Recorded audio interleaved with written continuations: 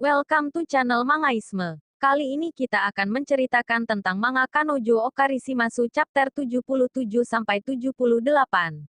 Dan tanpa berlama-lama lagi, langsung saja kita masuk ke pembahasannya. Sebelumnya, di akhir chapter 76, setelah Mami diusir oleh Ruka dari tempat karaoke, kemudian dia pulang dengan menaiki kereta. Dan waktu keretanya berhenti di salah satu stasiun, tiba-tiba ada penumpang masuk. Dan yang lebih mengejutkan lagi, ternyata penumpang tersebut adalah Mizuhara. Mami yang mengetahui Mizuhara juga naik di kereta tersebut kaget. Dan yang lebih mengejutkan lagi, ternyata tas yang dibawa Mizuhara sama persis dengan yang di kamar Kazuya kemarin. Lalu di awal chapter 77, diperlihatkan kejadian sebelum Mami mengunjungi tempat kerja Kazuya. Di sana diperlihatkan, Mami sedang mengobrol dengan Kibe. Dia bertanya ke Kibe tentang sesuatu yang diketahuinya tentang Chizuru. Lalu Kibe menjawab, "Aku rasa keluarga Kazuya lebih tahu." Sontak perkataan Kibe mengejutkan Mami. Dalam hati dia berkata, berarti mereka masih bersama, dan Mizuhara terpaksa berteman dengan keluarganya. Lalu Kibe meneruskan pembicaraannya. Dia berkata, mungkin rekan kerja Kazuya tahu. Rekan kerja? Tanya Mami. Lalu Kibe menjawab, kalau sejak bulan Januari Kazuya kerja di Karaoke Village. Seketika Mami jadi teringat kalau dulu dia pernah ke sana dengan Mizuhara. Kemudian, setelah mendengar informasi yang dibutuhkan, Mami langsung pergi meninggalkan Kibe. Kibe pun merasa kesal dengan sikap Mami tersebut. Lalu scene berganti ke masa sekarang, di mana Mami bertemu dengan Mizuhara di kereta. Kemudian, karena bangku di sampingnya masih kosong, Mami menawarkan tempat tersebut ke Mizuhara. Dan akhirnya Mizuhara duduk di sampingnya. Kemudian, selang beberapa waktu, Mami mulai melancarkan aksinya. Dimulai dengan bertanya ke Mizuhara. Mami bertanya, apakah rumahmu ada di sekitar sini?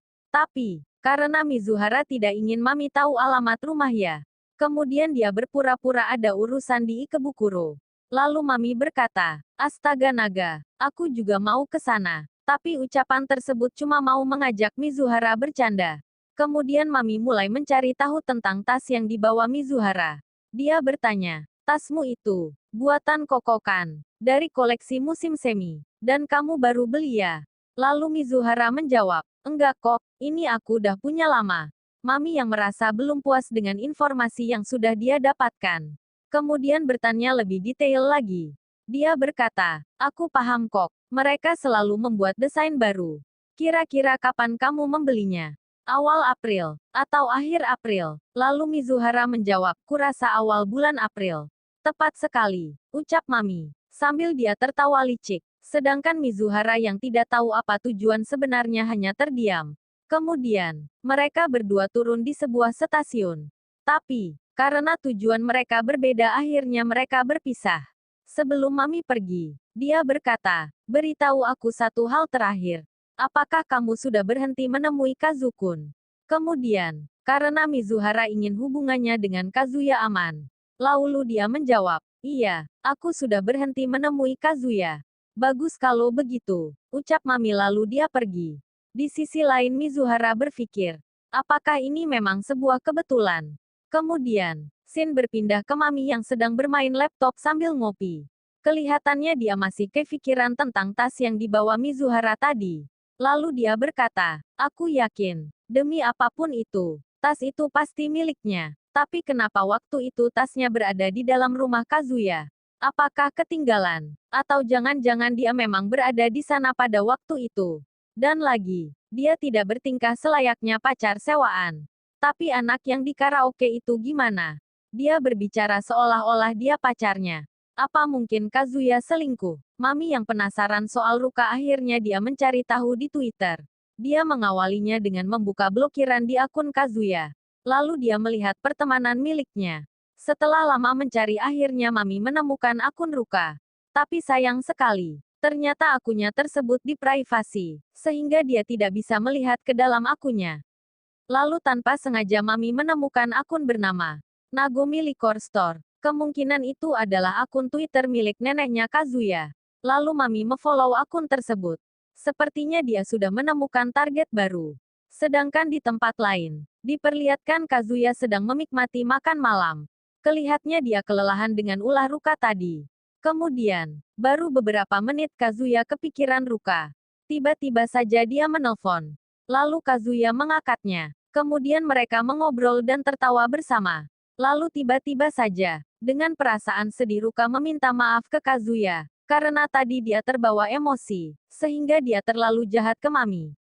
Kemudian Kazuya berkata, jadi kamu kepikiran juga. Oh, tapi tidak apa-apa. Jangan terlalu didivirkan. Tapi sepertinya kamu salah kira. Sebenarnya Mami udah nggak ada perasaan apapun terhadapku. Aku merasa dia kesal dengan tindakanku. Tapi jujur, sebagian jiwaku merasa senang. Aku merasa sudah melepaskan semuanya. Ruka yang mengetahui kalau Kazuya merasa sedih. Kemudian dia berusaha menghibur Kazuya. Dengan cara mengirimi fotonya yang imut. Merasa Ruka sudah bersemangat kembali. Kazuya merasa senang. Karena memang itulah tujuan Kazuya lebih awal. Lalu Shin berpindah ke rumah Mami. Diperlihatkan di sana dia sedang bermain Twitter menggunakan laptopnya. Di dalam Twitter, dia menuliskan sebuah kalimat yang ditunjukkan ke akun Twitter milik Nenek Nagomi. Yang berisi, aku mengikutimu dan aku tertarik soal sake. Dan aku juga tertarik soal cucumu. Kemudian dia mengirim tweet tersebut, sambil menyerumput kopinya. Kemudian, panel berpindah ke rumahnya Kazuya. Terlihat di sana Kazuya berencana mau memboking Mizuhara. Dia berkata, sudah lama tidak kencan dengannya, itu membuatku gugup.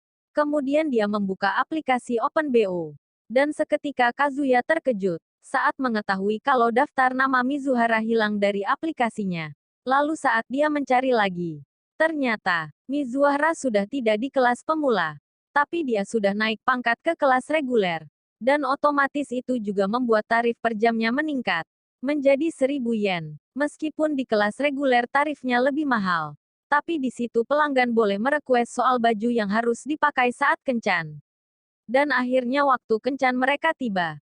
Tapi anehnya, Kazuya memakai seragam SMA. Sambil menunggu Mizuhara datang, Kazuya berkata, sial, aku sungguh memintanya. Dia pasti merasa tidak nyaman. Dia jadi datang apa tidak? Mungkin dia biasa saja di line, tapi merasa jijik dalam hati. Aku tidak menyesal, karena ini sudah jadi harapanku sejak SMA. Aku ingin mengalaminya sekali sebelum aku mati. Lalu diperlihatkan flashback sewaktu Kazuya masih SMA, yang selalu ditolak cewek. Dan setelah sekian lama menunggu, akhirnya, Mizuhara datang dengan menggunakan seragam SMA-nya. Ketika melihat hal tersebut, tiba-tiba Kazuya merasa matanya mau copot. Lalu dia memandangi tubuh Mizuhara, dari paha sampai dadanya. Kazuya merasa Mizuhara lebih seksi saat menggunakan seragam SMA. Dalam hati Kazuya berkata, harusnya kita bertemu di tempat yang agak sepi. Lalu mereka memulai kencannya. Lalu tiba-tiba Kazuya berkata, apakah kamu beneran tak ada masalah? Atau merasa risih dengan ini? Kemudian Mizuhara menjawab, ayolah, kamu bukan pertama yang memintaku memakai seragam SMA. Tapi, aku malah penasaran. Kenapa kamu juga memakainya? Yah, kurasa, aku juga harus memakainya, ucap Kazuya. Lalu Mizuhara menjawab, ya baiklah, lagian ini juga bukan kencan yang terpaksa. Jadi tak apalah. Lalu dalam hati Kazuya berkata, satu hari kencan bersama Mizuhara dan seragam sekolahnya. Aku penasaran, apakah ini masih sesuai? Dan sayang sekali, manga Kanojo Okarishimasu chapter 77-78 selesai sampai di sini. Jangan lupa like, subscribe, dan komen di video ini. Dan, terima kasih sudah menonton.